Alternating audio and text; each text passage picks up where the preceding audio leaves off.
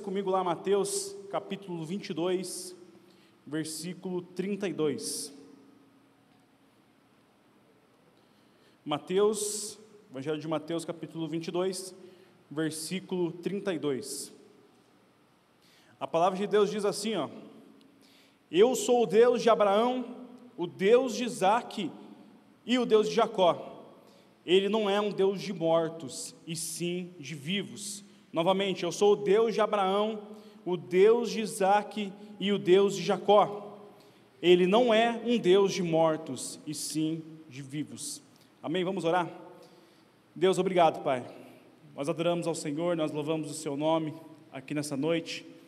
E nós queremos, Pai, nesse momento, pregar a Sua palavra, para ministrar os corações de forma generalizada, Pai. Mas o Teu Espírito Santo ministra a cada coração, Pai, de forma personalizada. É a nossa oração aqui nessa noite, em nome de Jesus. Amém, amém. Só você que crê na sua oração, comece a aplaudir o Senhor nessa noite aí. Glória a Deus. Quando a gente vê Jesus falar que Deus, Ele é um Deus dos vivos e não um Deus dos mortos, me vem na cabeça aquele ditado popular que a gente já fala, a gente já usa muitas vezes, que é: enquanto há vida, há esperança. Enquanto existe vida, existe esperança. Deus, Ele é um Deus dos vivos. Mas quando a gente fala assim, estamos com vida, estamos com a esperança, essa dádiva que Deus nos deu, vem pelo menos duas perguntas na nossa mente. O que estamos fazendo com essa dádiva que Ele nos deu, da vida, o fôlego de vida?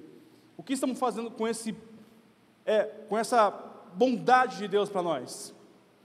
E uma segunda pergunta: dentro dessa vida que Deus nos deu, essa dádiva, esse presente, a gente está cumprindo o propósito que Deus estabeleceu para cada um de nós com essa vida? É muito forte. Durante essa semana, o Espírito Santo foi ministrando isso no meu coração.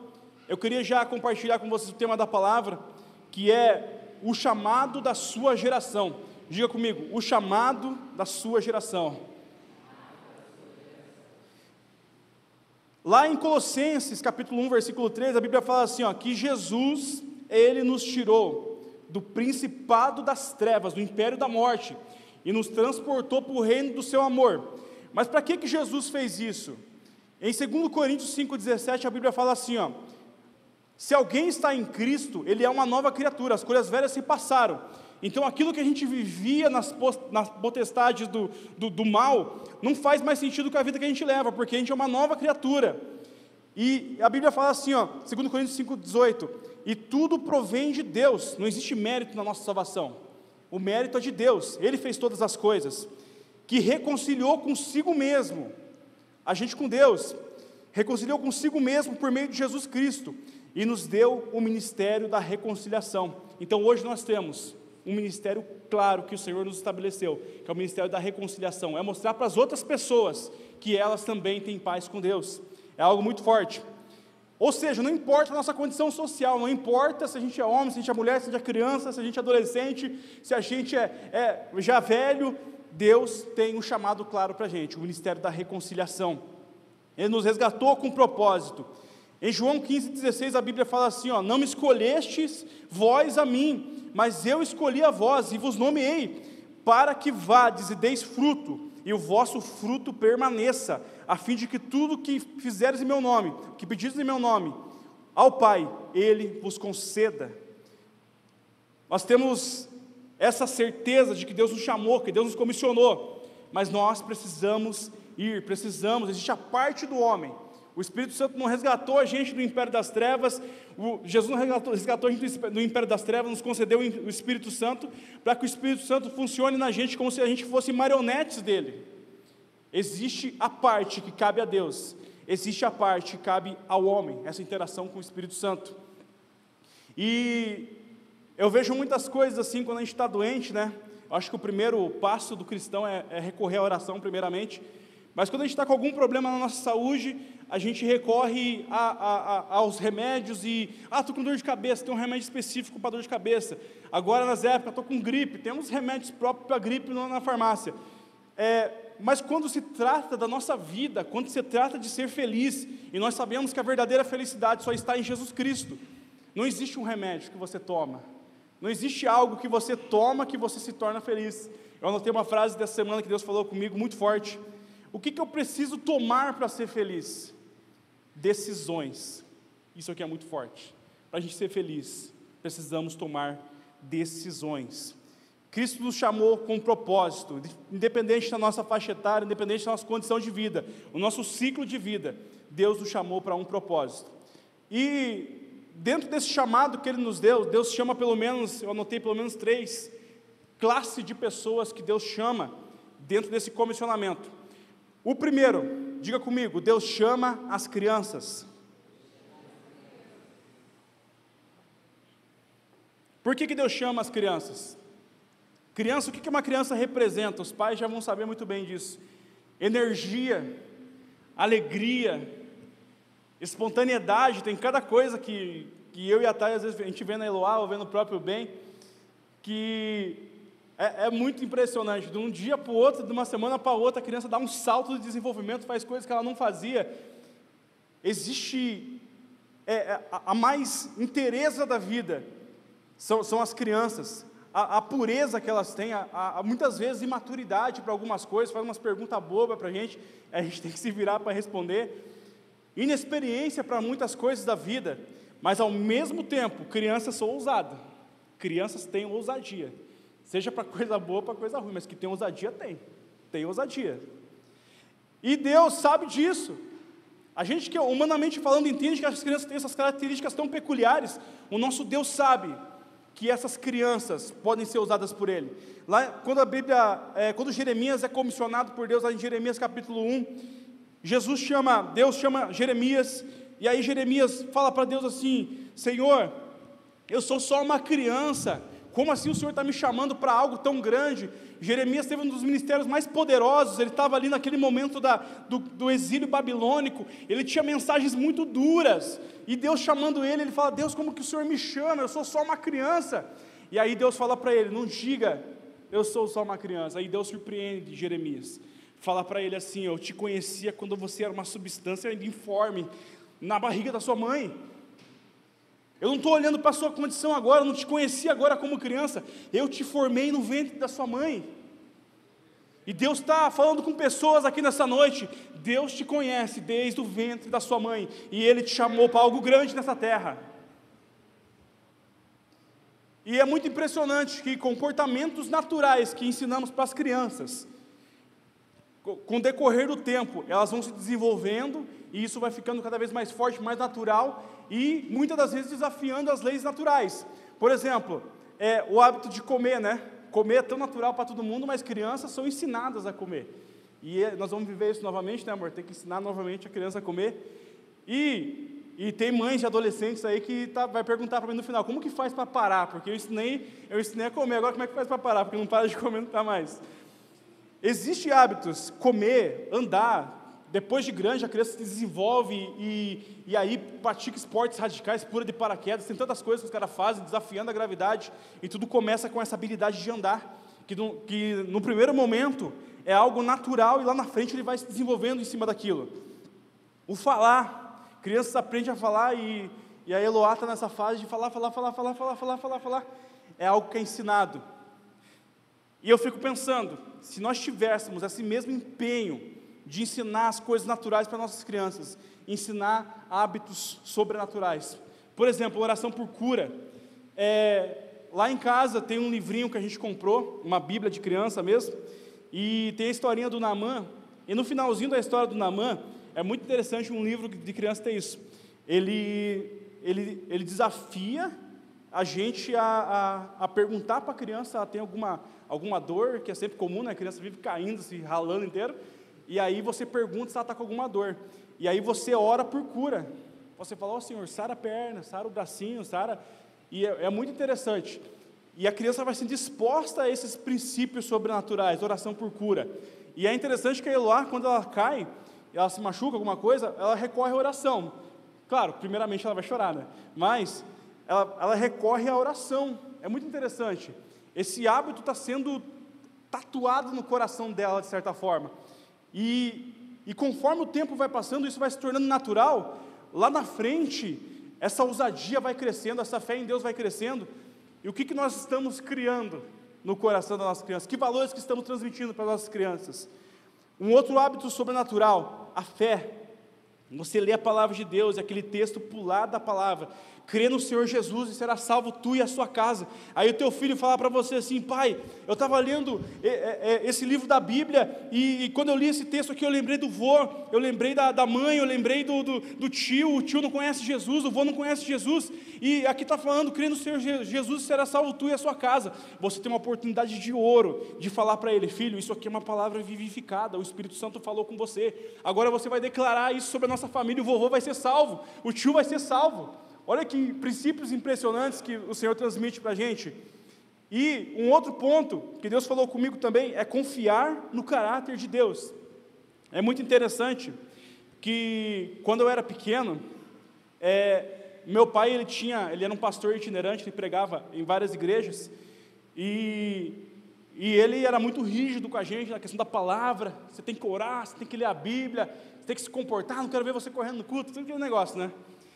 Mas o interessante é que quando eu não estava perto do meu pai, eu obedecia porque eu tinha medo dele, porque se eu fizesse alguma coisa perto dele, Deus o livre.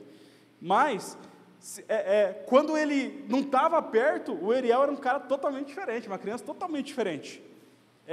Eu tive essa experiência, que eu estava um tempo na salinha ali embaixo, e as tias da salinha falavam mesmo, que quando eu estava junto com a Eloá ali embaixo, a Eloá ela era uma criança. Agora, quando eu saía, ela se tornava uma criança totalmente diferente.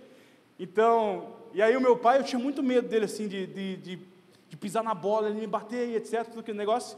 Mas quando ele virava as costas, meus irmãos, o negócio ficava feio. Na escola, feio demais. E aí tinha aqueles cultos assim, que o Espírito Santo descia, e aí os adultos ali se entregavam na presença de Deus e orava aquele mover de Deus. E aí o pai de olho fechado, a mãe de olho fechado, eu falava assim: não estão vendo. E aí eu e meu irmão fervia, só faltava quebrar a igreja, porque pensava que o pai não estava vendo, mas parece que Deus revelava. Quando chegava em casa, o pai lembrava: você estava correndo, estava brigando, o diácono, acho que o diácono, né, Adriano? O diácono estava na porta só vendo, e passava aquilo para o pai e para a mãe. E o que eu quero chegar com essa história? Muitas das vezes, a gente está ensinando princípios para os nossos filhos, com base naquele respeito que eles têm em nós, e não com base na palavra de Deus, confiar no caráter de Deus. Quando a gente ensina para a criança que muito mais, filho, muito mais do que o pai junto com você na tua escola, muito mais que o pai junto com você, lá junto com aqueles amigos, com aquela galera que não conhece o Senhor, existe alguém que se chama o Espírito Santo de Deus, que está dentro de você, ele habita dentro de você. Então, onde que o pai não está, o Espírito Santo está. E quando a gente fala que ensina o caráter de Deus para nossas crianças, eles não vão, quando oferecerem drogas, quando oferecerem culto a outros deuses, imoralidade, eles não vão ficar com medo da gente: não vou fazer porque o pai não quer que eu faça. Não é, porque eles vão ter a consciência de que o Espírito Santo habita dentro deles, e aquilo que estão oferecendo para ele não é compatível com o estilo de vida. É algo muito forte, algo que Deus ministrou no meu coração. Nós temos a história na Bíblia de Miriam. Miriam tinha por volta de 14 anos de idade, a irmã de Moisés. A Bíblia não fala explicitamente sobre adolescência, a Bíblia sempre trata como a fase da infância, mesmo criança. A Bíblia não fala do different start, mas Miriam tinha 14 anos de idade, quando ela viu a mãe colocar Moisés num cesto, e esse cesto ia até a filha de Faraó. E olha que interessante, ela esperou o momento certo. Olha só a inteligência da menina, 14 anos de idade, olha só a inteligência dela. Ela esperou o momento certo, de quando a princesa deu aquela deixa, ela chegou assim: eu conheço alguém que pode cuidar dessa criança. E a inteligência dessa menina fez com que a mãe cuidasse do próprio filho, e ganhando um salário para fazer isso, cara, e salvando aquele que que seria o libertador de Israel lá na frente. Uma jovem, uma adolescente. Deus usa as crianças, Deus usa os adolescentes. E nós vemos aqui o rei Joás, com 7 anos de idade também, assumindo o trono em Israel, sob a tutela do sacerdote Joiada. Então nós cremos que, independente da nossa idade, da nossa capacidade, Deus usa as crianças. E quando a gente fala de criança, a gente não fala simplesmente de criança na idade, mas às vezes você acabou de se converter, você acabou de ser integrado no corpo de Cristo, você é aquela criança na fé ainda, aquele bebezinho na fé, mas Deus te chama, Deus comissionou você, independente da sua capacidade, Ele te capacita, e Ele te chamou para essa grande obra, amém? Então, as primeiras pessoas que Deus chama as crianças, amém? O segundo tipo de pessoas que Deus chama os velhos. Diga comigo, Deus chama os velhos. Eu acho que os velhos não é muito o público de hoje aqui, é mais os jovens, que daqui a pouco a gente vai falar, mas Deus também chama os velhos. Os velhos são a geração dos avós, do estraga-neto, né? Aqueles que dão um doce escondido do pai, a geração dos mais, eu gosto de chamar assim, os velhos dos experientes, a geração dos experientes, são aqueles que viveram mais tempo. E eu trabalho muitos anos com venda, e eu sempre gostei de trocar ideia com as pessoas mais experientes, assim, conversar com eles, porque tem muitas dicas de vida mesmo, muitas experiências de vida que você vai conversando com ele, e aí você vai crescendo, você vai pegando muitas pérolas preciosas com essas pessoas mais experientes. E além de, esses mais experientes são as pessoas que realmente compram, né? Esses mais experientes são os caras, que para quem é vendedor aí, esses são os botes certos, que nem a gente fala. E Deus chama os experientes. Eu costumo chamar esses experientes, a velha guarda, aqueles caras da geração passada, dos old school, a galera mais antiga. E Deus chamou um old school, Deus chamou um senhor, e esse senhor se chamava Abraão. Abraão, quando Deus chamou ele tinha 75 anos de idade. Abraão estava lá pescando, estava lá dando comida para os passarinhos, estava bem de boa, bem tranquilão, bem sossegado. E uma mentira que o diabo joga nessa geração, que enquanto estava preparando a palavra, Deus começou a ministrar no meu coração, é que por causa da idade, por causa da vivência, o diabo coloca na mente dessa geração assim: Deus não tem coisas relevantes para essa geração, esses caras não vão fazer nada, esses aí é só dar um conselho ali para os mais jovens, é dar um equilíbrio, alguma coisinha, eles não podem ser usados para coisa grande. Olha que mentira descarada do diabo. Sabe para que Abraão foi chamado? Só para abençoar todas as famílias da terra. Só para isso que Abraão foi chamado. Com 75 anos de idade, e o cumprimento da promessa não foi nem com 75, foi com 100 anos de idade. Deus tem coisas grandes para essa geração dos mais velhos. Deus tem coisas grandes. Nós vemos Isabel, na média de 60 anos de idade, ela e seu marido Zacarias ali, servindo a Deus, o diácono Zacarias, e a Isabel ali na igreja, cuidando da igreja. De repente o anjo do Senhor aparece a Zacarias e fala assim: Zacarias, a sua oração foi ouvida, a sua esposa vai conceber um filho. Esse filho nada mais, nada menos, é o João Batista, o cara que preparou o caminho para o Salvador. Olha só o que Deus tem preparado para essa geração dos mais experientes, coisas grandes, coisas que vão mudar a história humana. É isso que Deus tem para essa igreja, é isso que Deus tem sobre nós. A Bíblia fala sobre Nicodemos, ele se juntou com Jesus à noite para não ser visto ali pelos demais fariseus, porque ele cria que Jesus ele era um profeta enviado por Deus. Os velhos, eles são representados também, assim dentro desse contexto que a gente está falando, aqueles que viveram mais tempos na fé, aqueles que já estão um tempo na igreja, aqueles que estão há alguns anos na caminhada, às vezes nem é velho em idade, o cara é novo na idade, mas viveu tanta coisa dentro da igreja com o Senhor, que pensam assim: não, mas isso não é para mim não, essas coisas que vai revolucionar, que vai mudar, ganhar aí todos esses 75 mil desviados em Curitiba, não é muito para mim, o negócio é mais aqui, cuidar do prédio mesmo. Não, Deus tem coisas grandes para a sua vida. Enquanto estava preparando a palavra, o Espírito Santo falou muito forte comigo, uma frase que, olha só: precisamos largar velhas práticas que já caíram em desuso, sem abrir mão da sua experiência, e viver coisas novas em Deus. A gente precisa largar aquilo que não está sendo mais usado. É como se fosse uma formatação no computador, você faz o backup daquilo que realmente é importante, aquilo que que formou o seu caráter, que formou a sua experiência hoje, não jogar tudo fora, guardar algumas coisas que é isso, que essa é a sua identidade, você não largar totalmente a sua identidade de fora, mas aquilo que não é mais usado, aquilo que não faz mais sentido, aquilo que cria mais burocracia do que propriamente faz o reino avançar, você renovar, você limpar, para viver coisas grandes em Deus, é um sacrifício. Eu vejo na vida de Abraão, você acha que para Abraão foi fácil, com 75 anos de idade, largar sua família e ir para uma terra que Deus nem falou para ele onde que seria essa terra, peregrinar, falar que ele ia ter um filho? Não foi fácil, mas ele teve que abrir mão de algumas coisas, para viver esse novo do Senhor. A Bíblia fala lá em Lucas 5,37, e ninguém põe vinho novo em odres velhos de outra sorte, o vinho novo romperá os odres, e perderá-se o vinho, e os odres se estragarão, mas o vinho novo deve ser posto em odres novos, e ambos juntamente se conservarão.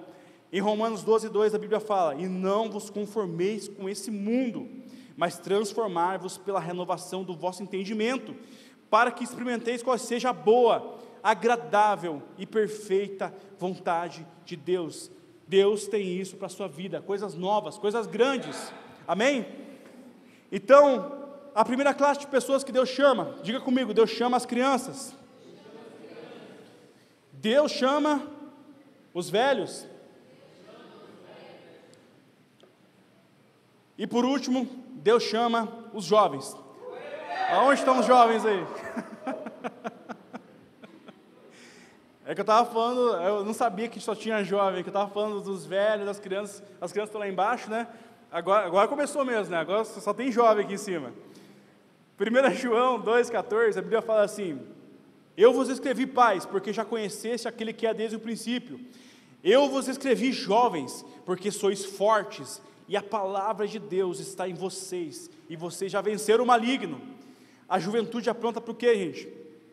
Enriquecimento em todas as áreas.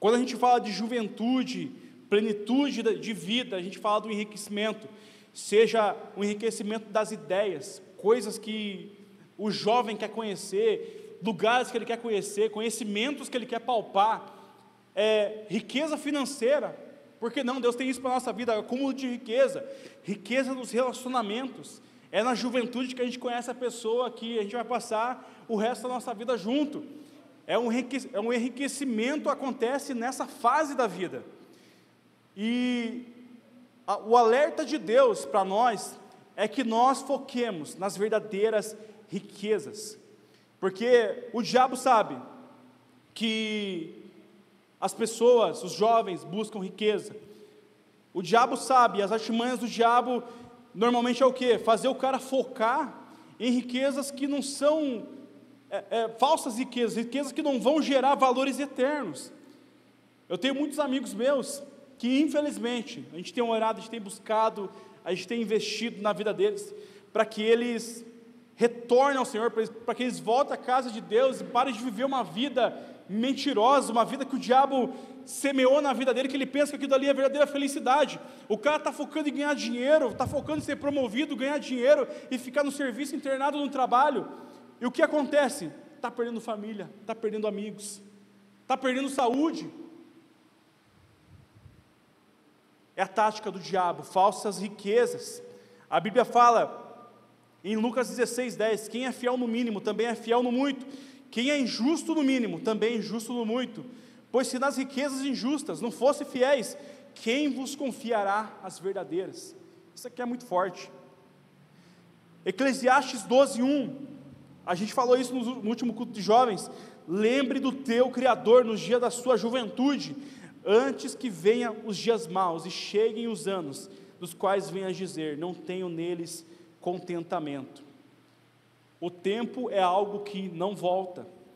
Eu, por muito tempo, fiquei sem falar com meu irmão, eu sempre fui muito amigo do meu irmão, não é o Felipe, ele está aqui, mas não é o Felipe, eu tenho outro irmão, e fiquei muito tempo sem falar com ele, e para você ver como que o diabo, ele é terrível, e o motivo de eu não conversar com ele, quando a gente foi trocando ideia para resolver, hoje a gente está restaurado, está uma benção, mas quando a gente sentou para resolver aquela situação, nem eu e nem ele lembravam por que a gente brigou.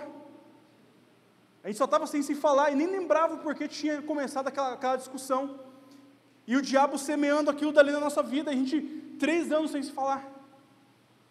E aí sentando, conversando, dando risada, trocando ideia, e se eu não me engano foi ele mesmo que falou assim, cara, o tempo a gente não consegue recuperar. E de fato, o tempo a gente não consegue recuperar. O diabo tenta lançar falsas riquezas, pessoas que muitas das vezes idolatram o trabalho, querem ser promovidos a todo custo, e não tem tempo com seus filhos, não tem tempo com a sua esposa. Algumas perguntas que ficam para a gente, com relação à família, com relação ao nosso trabalho, todos nós precisamos trabalhar, todos nós precisamos progredir, crescer na vida, mas aquilo que verdadeiramente é riqueza na nossa vida, como que está o relacionamento com a nossa esposa? Como que está o relacionamento com os nossos filhos? Se essa área está sendo sacrificada na sua vida, infelizmente, o diabo semeou no teu coração falsa riqueza.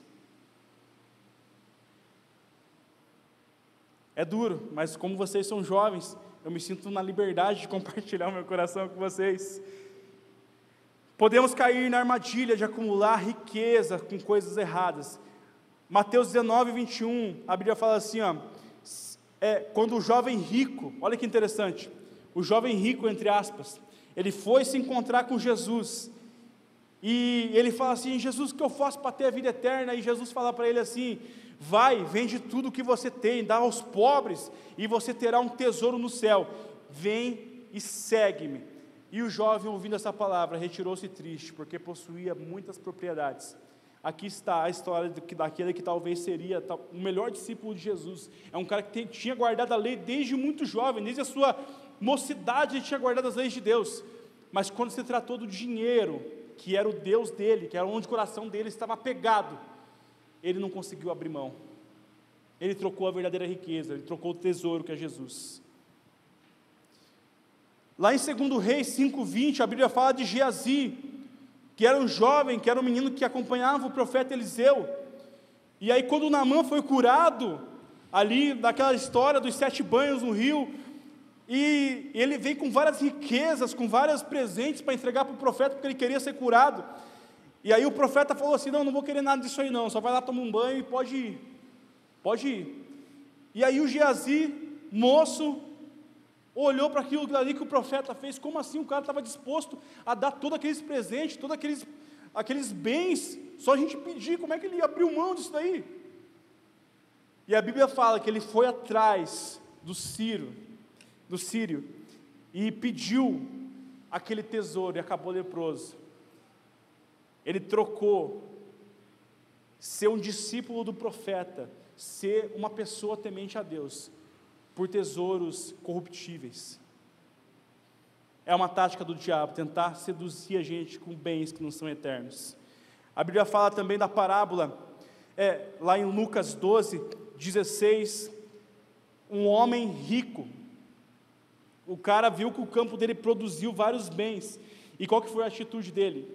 Construir celeiros ainda maiores para estocar aqueles alimentos que o campo dele produziu.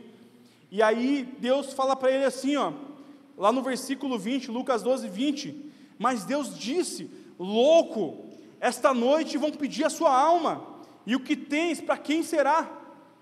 Assim é todo aquele que ajunta para si tesouros, e não é rico para com Deus. A gente está gastando a nossa vida, estamos investindo a nossa vida em tantas coisas, mas a pergunta que fica nessa noite, isso tem valor eterno? Isso está somando valor eterno no reino? Se Deus, a gente não sabe o dia de amanhã, a gente pode ser recolhido, Deus pode chamar o nosso nome, nós teremos que se apresentar diante de Deus, qual que vai ser o relatório da vida que a gente tem levado hoje? É muito forte. Eu queria que vocês se colocassem de pé.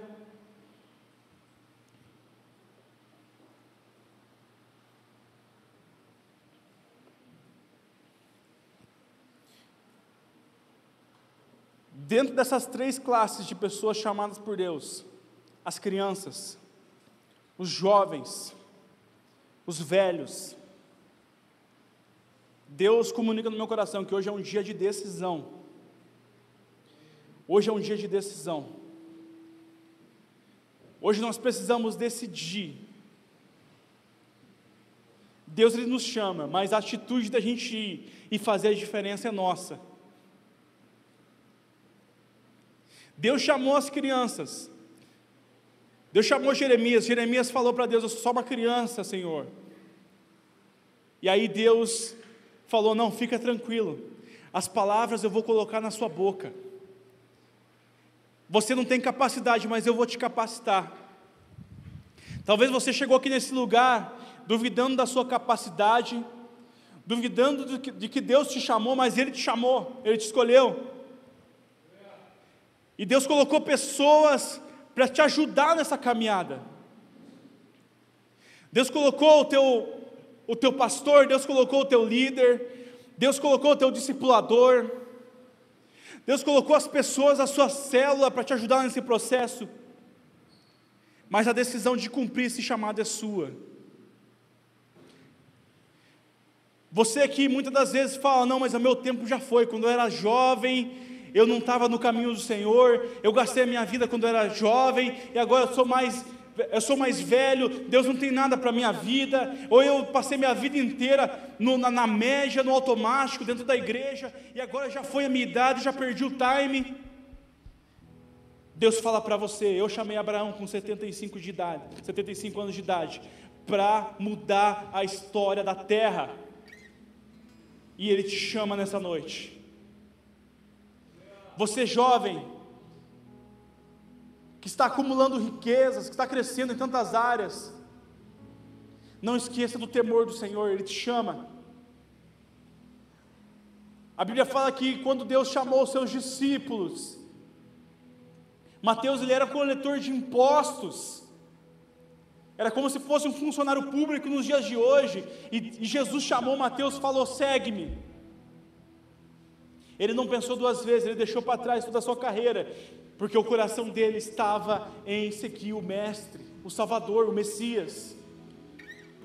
Ele te chama nessa noite. Onde que está o teu coração? João, desliga o ventilador aí do lado. Eu não estou falando que você tem que pedir conta no teu serviço, que você tem que se desligar do seu curso da faculdade, não estou falando nada disso. Eu estou falando que se fosse preciso fazer isso, teu coração faria.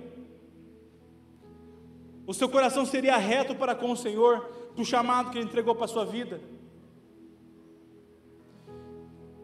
E nesse tempo que o Espírito Santo permitiu que nós estivéssemos aqui, que a gente ouvisse essas verdades, é porque enquanto há vida, há esperança. Ele é um Deus dos vivos, Ele não é um Deus dos mortos. Enquanto o Ministério de Louvor vai ministrar essa canção, sobre a boa parte, sobre aquilo que realmente é necessário, eu queria que você conversasse com Deus, que você falasse com Deus, entregasse a sua vida para Ele, em nome de Jesus, em nome de Jesus.